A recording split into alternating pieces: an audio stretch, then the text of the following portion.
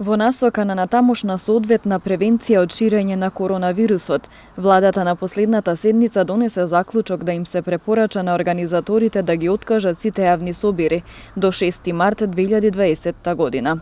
Препораката на владата се однесува на поголемите јавни собири кои се планирани во овој период, како што се струмичкиот карневал, карневалот Прочка во Прилеп и сите слични, како и спортските надпревари да се играат без публика.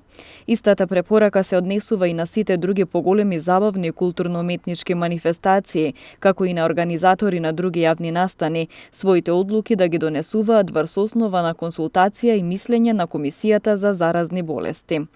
Инаку инфективното оделение во Гостивар, како едно од трите во земјава, е подготвено во случај на евентуална појава на заболени со коронавирус. Опремена е болничка соба според препораките на Министерството, а обезбедено е посебно амбулантно возило за транспорт, вели директорот на болницата Ферит Мурат, доктор Јакуп Јакупи. Ние одредивме еден дел на инфективното оделение да биде како стационар и ослободен од присуство на пациенти.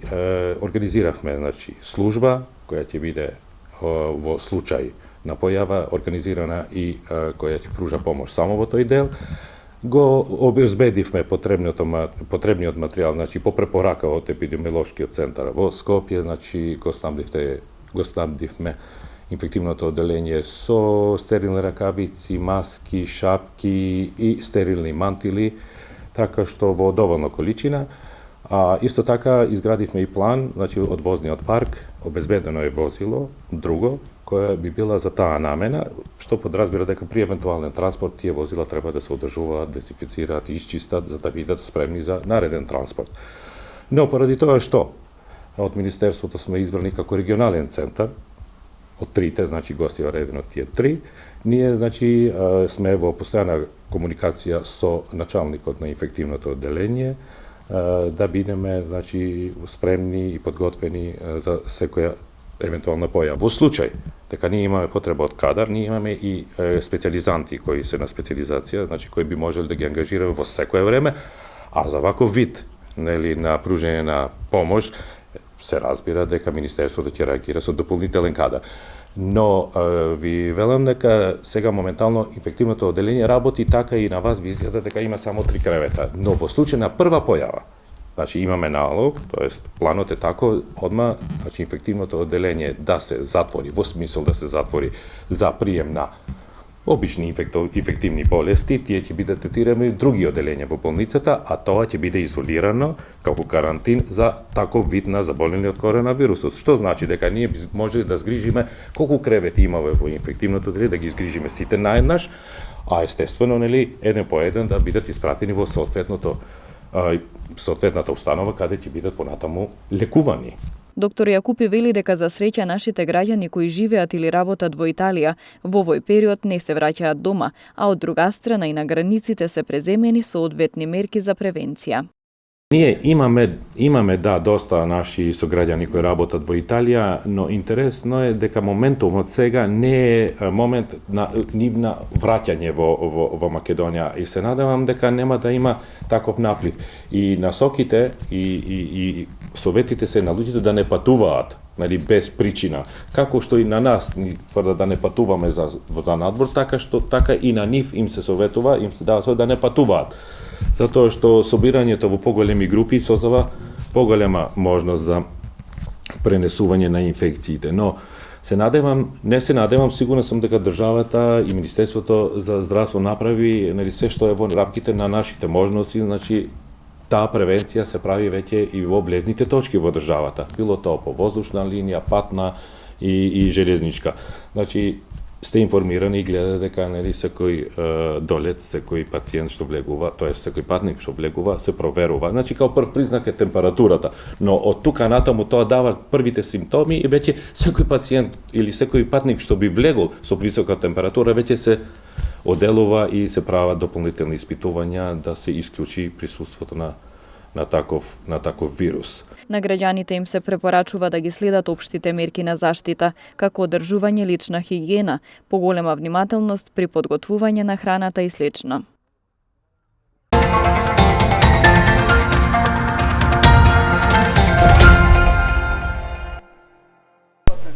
Во средните училишта на поширокото гостиварско подрачје периодов се одржуваат обуки по прва помош, наменети за учениците од 16 до 18 годишна возраст. Обуките ги организира Општинската организација на Црвениот крст во рамките на кампањата Твоето незнаење чини живот. Целта е идните возачи да се запознаат со начините на пружање прва помош при сообраќајни несреќи, со што ќе се спречат поголеми здравствени последици, но и жртви.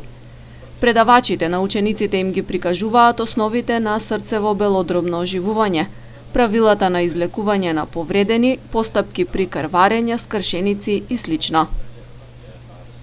Беа опфатени општинските средни училишта од општина Маврово, Ростуше, Врапчиште и општина Гостивар и продолжуваме понатаму, со информативни презентации и практично демонстрирање да ги обучиме младите како да реагираат во случај на сообраќајна несреќа или катастрофа. Ваквите обуки се добредојдени и многу корисни затоа што младите малку знаат за правилата на пружање прва помош, нагласуваат од Црвениот крст. Младите се многу малку информирани за катастрофите и за првата помош, како треба правилно да се реагира, но затоа ние со оваа кампања ги подучуваме како треба да реагираат, правилно како треба и веруваме дека после овие информативни обуки ќе започне и третата фаза и верувам дека ќе бидат и подготвени младите и кога ќе дојдат во Црвен крст за предавање по прва помош. Кампањата Твоето незнаење чини живот започна минатата година и со неа досега во Гостивар беа офатени граѓани, спортисти, уметници и планинари. Инаку деновиве започнаа и подготовките на средношколците за надпреварите по прва помош. Според најавите, надпреварите ќе се одржат кон крајот на април, а до тогаш тимовите од училиштата ќе вежбаат и ќе го надоградуваат своето знаење.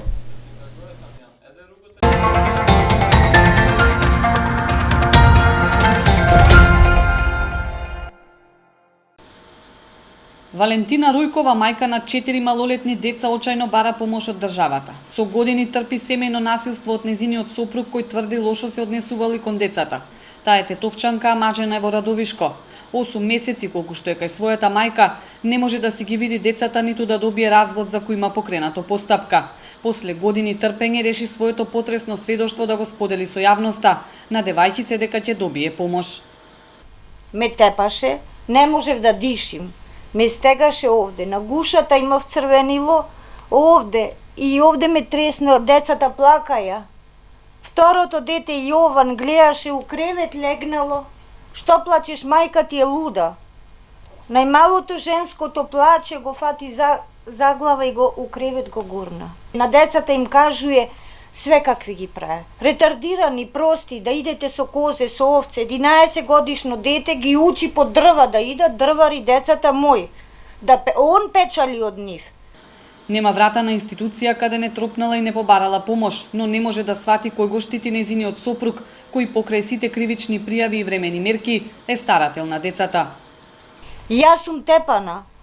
Со лекарско идем. У судот бев, имам синило овде. Упорно сите го штита, а не знам кој стои за сето тоа. Многу ми е тешко, многу издржуjem. Се обидовме да побараме информации од институциите. Во Радовишкиот центар за социјални работи кратко ни рекоа дека нема ништо спорно за случајот за кој се имало решенија. Од Министерството за труд пак, каде уредно писмено испративме барање, не добивме одговор.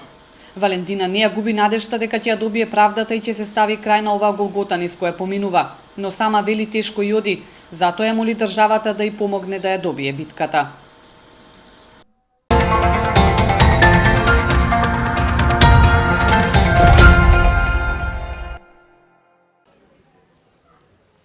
30 дена притвор за 61-годишникот од Тетово, кој вчера беше приведен како осомничен за полов напад врз дете, информираат од тетовската полиција. СВР Тетово денес до основното јавно обвинителство поднесе кривична пријава против 61-годишно лице од Тетово поради основи на сомнение дека сторил кривично дело полов напад врз дете кој не наполнило 14 години согласно член 188 од Кривичен законник. Мерката притвор му ја определил судија во претходна постапка во Основниот суд во Тетово и тој ќе биде спроведен за издржување во казнено-поправната установа затвор Скопје. Според информациите на СВР Тетово, 61-годишникот е осомничен дека на 24 февруари на улицата Страшо Пинџур во Тетово, некаде помеѓу 19 и 20 часот, внел малолетно девојче во неговото возило, па на друга локација извршил облјуба над детето.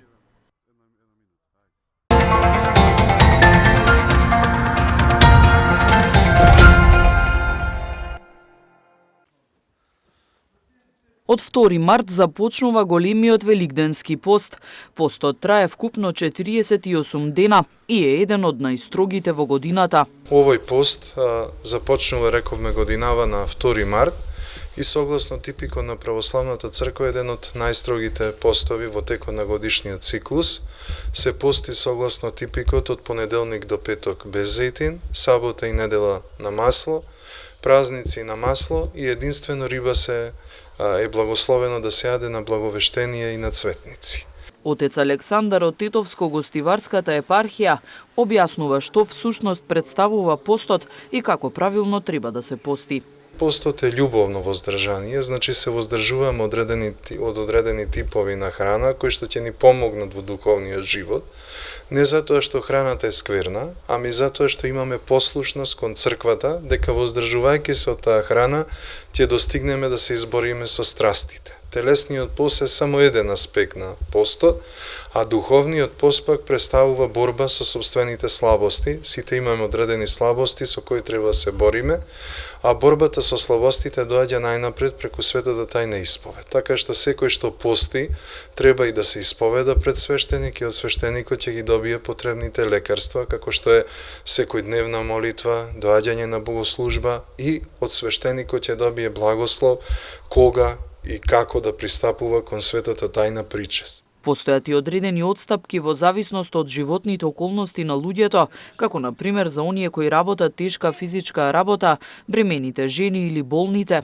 Токму затоа, како што вели отец Александар, потребно е верниците да пристапат кон исповед, а свештеникот да го одреди правилото на постот врз основа на случајот.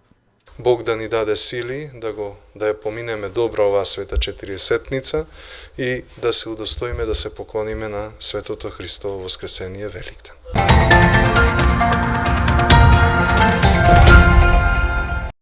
Веќе неколку месеци во Тетово функционира кикбокс клубот The Strongest Macedоnia.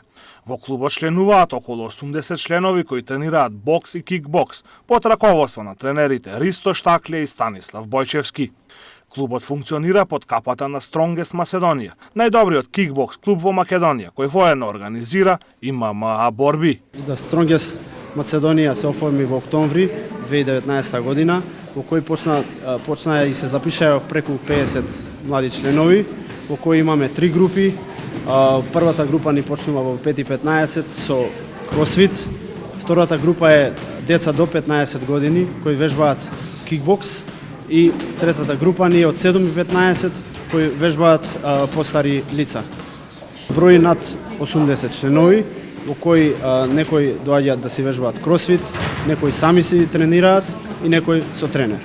Јас сум учествувал на повеќе од 5 до 7 државни првенства, сум имал и повеќе борби тука во Македонија, во кои се надевам и надвор од Македонија ќе имам неколку надпреварувања.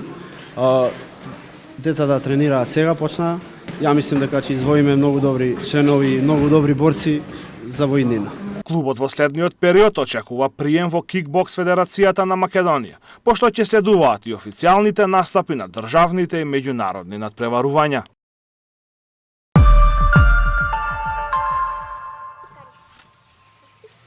Ниту една земја во светот не го штити здравјето на децата од штетите од животната средина, се вели во новиот извештај. Комисијата од над 40 научници разгледуваше неколку фактори пред да подготви табели за перформансите на 180 земји низ целиот свет. Првата табела го истражува квалитетот на животот на детето од гледна точка на образование, пристап до здравствената заштита, исхраната и заштитата од насилство. Втората табела ја разгледува животната средина во која детето расте. Тука авторите ги зедоа предвид емисиите на CO2 по глава на жител во секоја земја и ја споредија со нивната цел до 2030 година договорена на самитот во Париз за климатските промени. Коавторот на студијата, Ентони Костело, е професор по глобално здравје и одржлив развој на Универзитетскиот коледж во Лондон и директор за здравје во Светската здравствена организација. WHO believe that more than a third of all deaths now are related to environmental effects in children. Air pollution, 9 out of 10 children do not breathe safe air. Unclean water, which we know is bad for nutrition. Човечкото влијание врз животната средина стана универзално прашање и предизвикува протести, особено кај младите луѓе кои веруваат дека постарите генерации ја загрозија нивната иднина. Посиромашните земји, според извештајот на Светската економска перспектива на Меѓународниот монетарен фонд, ќе сносат многу поголем товар од климатските промени. Имено зголемувањето на температурата би имало негативни последици концентрирани во земји со релативно топла клима, како што се повеќето земји со ниски приходи. We're leaving a broken world, a world with extreme events, cyclones, floods in this country right now, drought in America, in Africa, bushfires, heat waves, effects on nutrition from declining food yields, crop yields, and we've actually seen since 2015 nutrition indicators going down. So we've got a big problem. Не сите закани со кои се соочуваат младите луѓе доаѓаат од животната средина. Развојот на мобилната комуникација и социјалните медиуми, како што се наведува во студијата, доведува до тоа децата уште во најрани години да бидат постојано бомбардирани со реклами.